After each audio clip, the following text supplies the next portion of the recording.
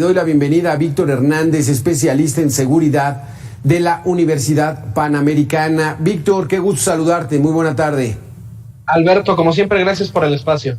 Víctor, uno de los deseos, de las peticiones que siempre hace la sociedad mexicana al principio de año es de que el asunto de la seguridad se recupere, que ya llevamos 15 años donde cada vez vemos peor y peor y peor el embate de la delincuencia y sobre todo los homicidios dolosos. ¿Cómo estamos enfrentando este 2022 en esta otra pandemia que es la de la criminalidad?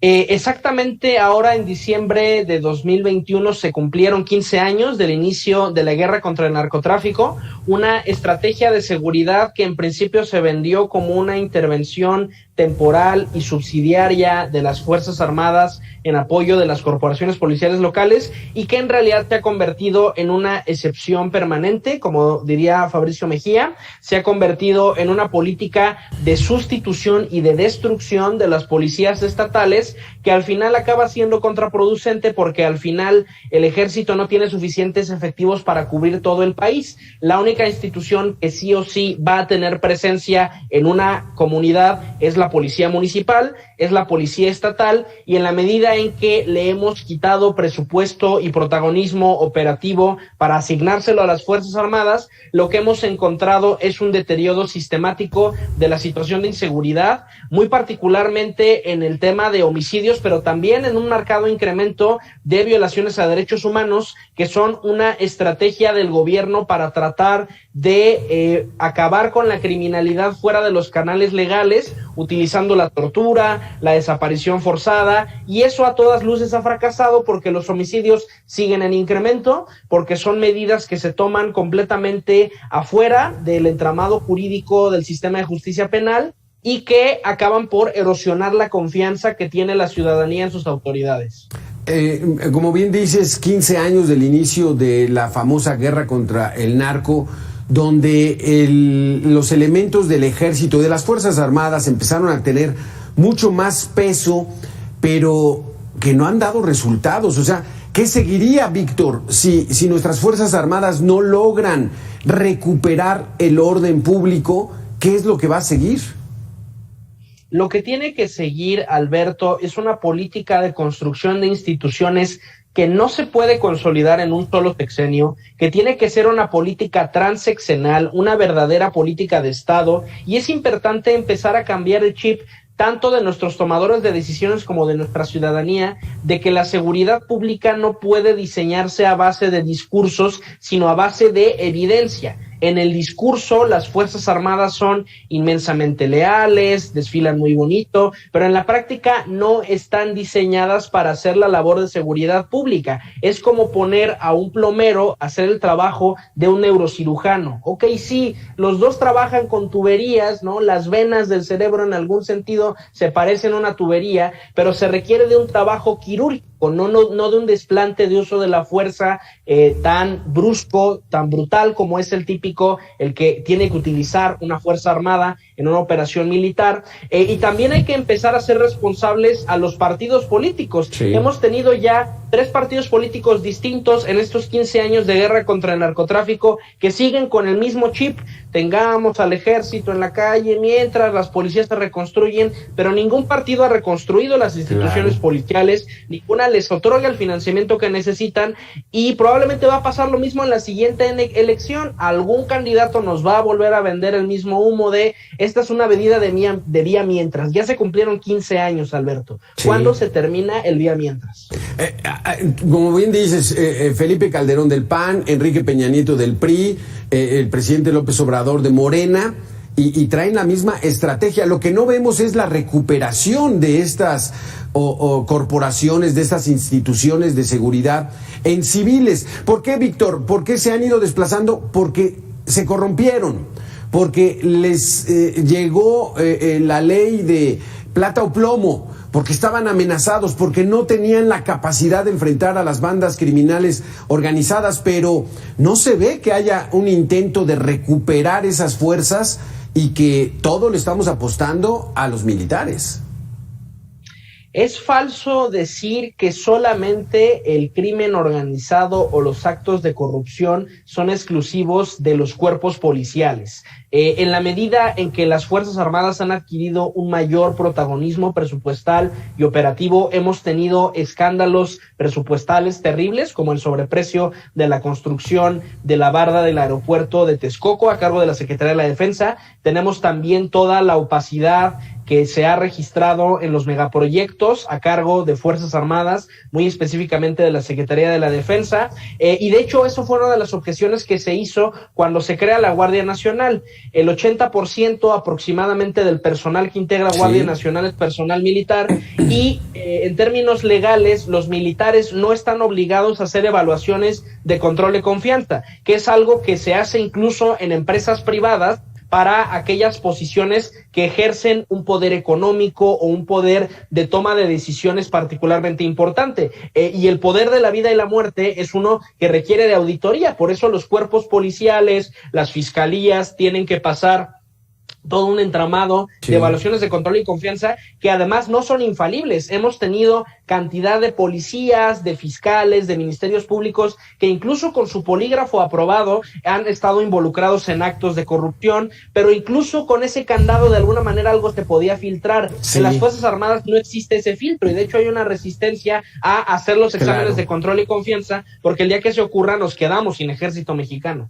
Víctor, permíteme que le demos la bienvenida a Arturo Ávila, presidente de IBN Industrias Militares y experto en seguridad nacional por Harvard.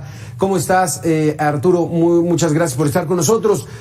Arturo, la apuesta que vemos, porque eso es evidente, es a las Fuerzas Armadas que recuperen la seguridad de este país que desde que inició la guerra con el narco hace 15 años, que ya cumplimos 15 años, esto va cada vez peor, Arturo. Así es, Alberto. Bueno, pues me da mucho gusto saludarte, por supuesto, y a Víctor también me da mucho gusto saludarlo. Pues decirte que dentro de las malas noticias que llevamos teniendo en el histórico, digamos, de los delitos que podemos ir midiendo, pues bueno, el 2022 tiene el inicio menos violento en la era de Manuel López Obrador. Hay datos interesantes, por ejemplo, en los primeros 2 días de este año se registraron 123 asesinatos en todo el país, un promedio de 61 en lo que va de enero, y bueno, pues podemos encontrar que es muy distinto al 2019, que había iniciado con 123 asesinatos en el mismo periodo del año, ¿no?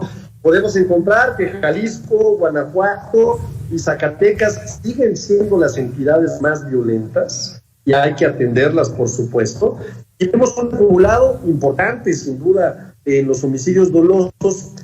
Al día de hoy, de acuerdo a los datos de Pew Research, se acumulan 109.614 homicidios dolosos contra 156.000 del total del sexenio de Enrique Peña Nieto. Así es que nos vuelve a llevar nuevamente a la reflexión de si tenemos que reevaluar la estrategia de seguridad. Y yo lo he insistido y lo he dicho en muchos foros, necesitamos apostarle a la profesionalización de las policías más cercanas, que son las municipales. Sin duda, el ejército es una de las instituciones más confiables. Ahí están los datos del INVIPE, ahí están los datos del INEGI, en el ENSU, pero las actividades que tienen que atender los delitos que son cercanos a la gente deben de ser las municipales. Y para que esto suceda, necesitamos verdaderamente apostarle a un esquema 360 de profesionalización de las policías municipales, y lamentablemente ahí no estamos trabajando el día de hoy. No hay indicios, Arturo, de que se esté ahorita empezando a reconstruir ese apoyo a las policías municipales. No lo hay. Mira, hay sin duda un presupuesto mayor a los municipios en nuestro país. Si se revisa la ley de ingresos y la ley de egresos, podemos encontrar que muchos de los municipios que hoy tienen problemas de seguridad tienen un aumento muy importante en los presupuestos municipales, pero ese no es realmente la forma de arreglar el problema. Yo vuelvo a mencionarlo, en la medida en la que no tengamos policías mejor preparados, la medida en la que no pensemos en policías que tengan la educación profesional. Cuando yo hablo de educación profesional, hablo incluso de licenciaturas en seguridad pública, donde pueda existir un perfecto conocimiento del sistema penal que existe en nuestro país, derechos humanos, el enfoque a la paridad de género, violencia de género, por supuesto, y un esquema 360 que permita que esta policía municipal esté bien pagada, porque no es posible que una policía de un condado en Estados Unidos gane hasta 20 veces más que una policía municipal en nuestro país, y también generarle una lealtad directa al policía municipal, además de este profesionalismo, para que puedan verdaderamente dar su vida en el cumplimiento de sus labores. Hoy, no sé si tú lo sabías, pero la educación promedio que tiene un policía municipal no llega ni al 6º grado de primaria en aquellos municipios en donde tenemos la mayoría de los problemas de delincuencia, y el 70% sufre de obesidad. ¿Cómo queremos responder ante los retos inminentes de la seguridad de nuestro país si no hemos entendido que el problema está en las policías que tienen mayor cercanía? Víctor, ¿cuánto tiempo más ves tú a los militares encabezando esta seguridad pública, o sea, que estén en las calles para tratando de inhibir la delincuencia? Al menos lo que resta del sexenio. El presidente López Obrador ha confiado los principales proyectos de política pública de su gobierno, específicamente en el ejército, porque incluso la Armada se ha visto relegada presupuestal y operativamente, y ha habido incluso medidas preocupantes como la creación de la comandancia del Ejército Mexicano y de un Estado Mayor conjunto que a largo plazo podrían tener como agenda la desaparición de la Secretaría de Marina y la absorción de la Armada de México dentro de la Secretaría de la Defensa. Entonces, al menos en lo que queda del sexenio, se puede esperar que el presidente siga prestando oídos sordos a toda la abrumadora evidencia del fracaso de su estrategia de seguridad, y la clave va a ser en el periodo de transición ver a algún candidato de la oposición que genuinamente se comprometa con la vía de construcción de instituciones civiles, que por sí mismo va a ser un reto, porque todos los partidos de oposición en algún momento cuando han estado en el poder han apostado de una o de otra manera por la vía militarista. El presidente Peña Nieto con la Ley de Seguridad Interior, el presidente Felipe Calderón con el inicio de la guerra contra el narcotráfico. Entonces, la primera barrera va a ocurrir dentro de los propios partidos que en algún momento han endosado esta política pública. Arturo Ávila, ¿estás de acuerdo? Vamos a tener a los militares de aquí al 2024 y con la esperanza de comenzar a reconstruir las corporaciones policíacas a partir de ese año. Yo, mira, a diferencia de Víctor, yo no coincido en que sea un error hoy utilizar al Ejército, a la Armada de México, incluso a la Guardia Nacional. No coincido porque para mí son instituciones de altísima confianza. No lo digo yo, lo dice la misma percepción ciudadana, lo dicen varias encuestadoras, y por eso el presidente se recarga en estas instituciones. Estoy de acuerdo en que no deberían estar haciendo estas funciones.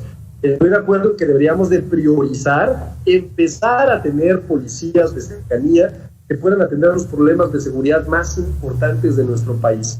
Sin embargo, yo sí creo que los efectos de una muy malograda guerra contra el narcotráfico de Felipe Calderón y, por supuesto, de una política que no se entendía y que no tenía ni pies ni cabeza de Enrique Peña Nieto, pues tiene un efecto como el que estamos, un efecto en donde aquel que piense que el tema de la seguridad de nuestro país se va a resolver en un sexenio, está equivocado.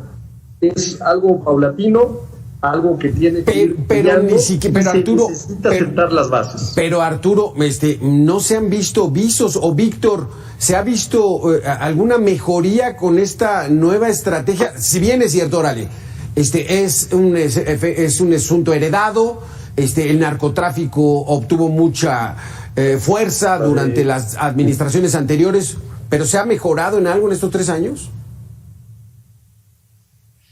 Estadísticamente yo creo que hay en términos de... Así, Víctor, primero Víctor y vamos contigo, Arturo.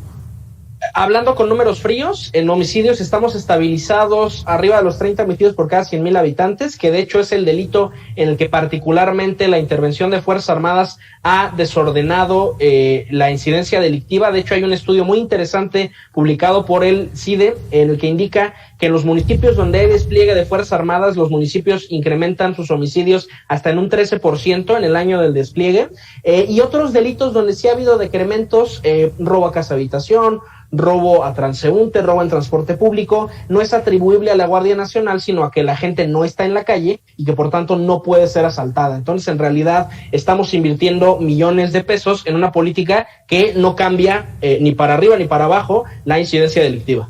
Arturo, la última intervención. Entonces, en estos 3 años ya como sociedad deberíamos estar exigiendo resultados, o como fue un asunto tan heredado, vamos a esperarnos.